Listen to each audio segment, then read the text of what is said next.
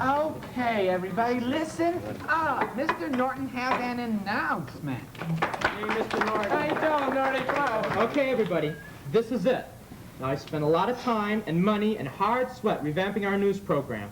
And by golly, broadcasting live here from the WIMP Newsroom is going to make Channel 1 #1 in news. Yeah. You tell him, Norton. No. Why? Not now, Jay. Now, I know a lot of you haven't been on camera before. This is a camera. Now, the important thing when you're on camera is to be yourself. Don't fake it. Act naturally. And keep busy. We don't want anyone to think that we're lazy here at Channel 1, do we? Not lazy.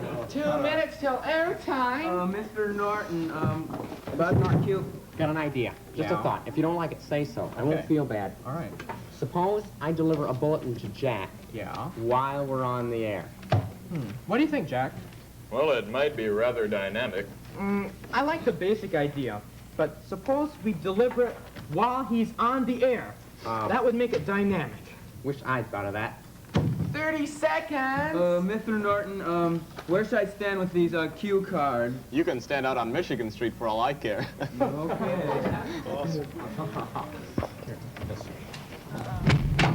What? My cue cards! I'll get him. Chief. Yeah? How will it be if my daughter stands here to watch the show? She'll be as quiet as a mouse. Sure, it'll do her good.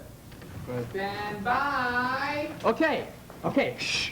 Now, you're the best news staff I've ever had. God bless you all.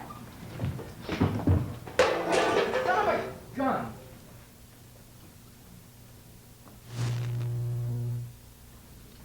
Live from the newsroom of Channel 1, the early evening news.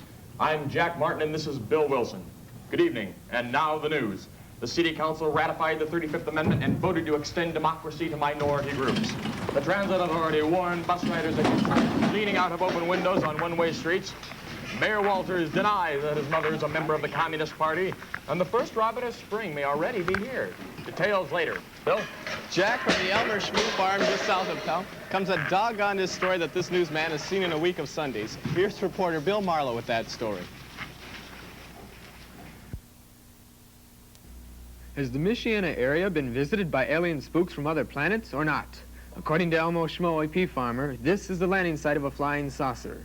This spaceship, which Schmo claimed looked like a giant Coleman Lannon with horns and whiskers, supposedly landed briefly in this pea field, leaving behind a nasty taste, which, according to Schmo, tasted like an old sweat sock. This common pea farm squirrel, native to the region, was supposedly turned to stone by the alien's death ray. Schmo claims he saw the bright red light which crackled loudly and vibrated the fillings in his teeth. Schmo, shown here with his alleged son, Willie Boy, also claims that his 1973 Cadillac was struck a glancing blow by the death ray and disintegrated. He is filing an insurance claim for $9,000 plus mental damage to his son. This is Bob Harlow reporting from the Schmo Farm. How about that, Jack? Boy, how about that? Makes you stop and think, doesn't it? Oh, here's an interesting story. Mrs. Florence Westerfield of Primrose Lane has an unusual problem with one of her 8 children.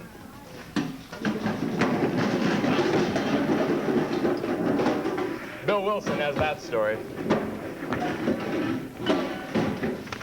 No, I don't.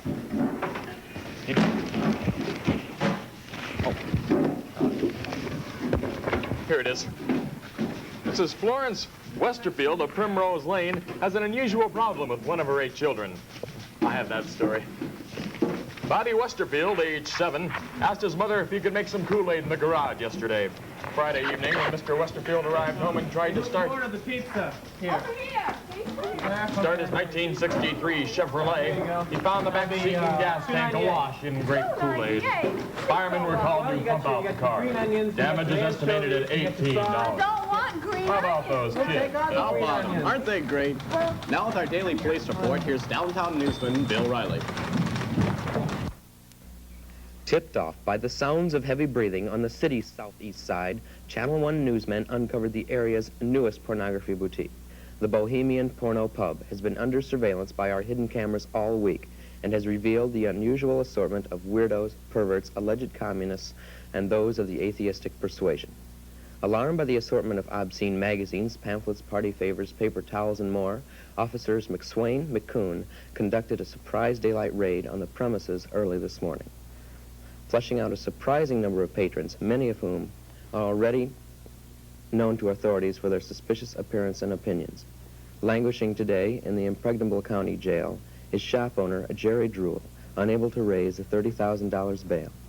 Bill O'Reilly reporting. Boy, oh boy, how about these alleged perverts? It really is a problem, Jack. I know. You know, my son ordered some stamps in the mail, and he got 68 pictures of nude women from Sweden. Oh, my goodness. Yeah, I certainly hope it's the last time he sees anything like that. He's only 18, isn't he? That's right. I don't want to expose him to too much too soon. You know, he's young. Oh, I don't blame you. Well, when he gets older, you know, maybe. Bullet! Thank you. Seems I've got some sort of a bulletin here about kind of a traffic accident, Jack. Let me see.